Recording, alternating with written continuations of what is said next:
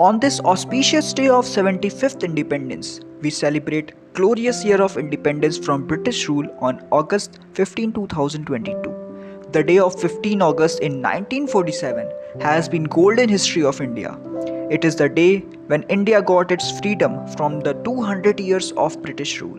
It was a hard and long high stakes struggle in which many freedom fighters and great men sacrificed their life for our motherland. And when we talk about sacrifices, we only count the famous and well known freedom fighters.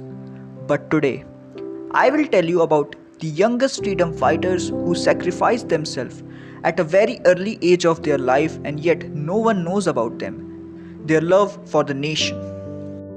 Yes, I am talking about a 12-year boat boy, Baji Rout, lived in Odisha, who was shot by British police when he refused to ferry them across the Brahmani river.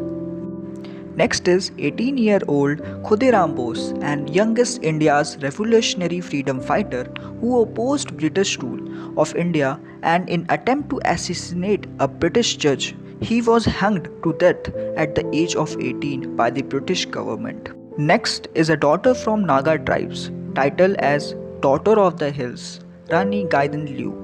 She began her own version of non-cooperation movement in 1930s and made difficult for the British administration to function in that region. And this all was when she was just 13-year-old. She was sentenced to life imprisonment at the age of 16 and spent next 14 years in a jail until in 1947 she finally got released. Next is an Indian independence activist from Assam is Kanaklata Barua, of just 17-year-old, who was shot dead by the Indian Imperial Police of the British Raj while leading a procession bearing the national flag during the Quit India movement of 1942. These were some untold stories of unsung youngest freedom fighters. Additionally, let's talk about national flag, which has its own history. A flag which is a symbol of honor, patriotism and freedom for the country.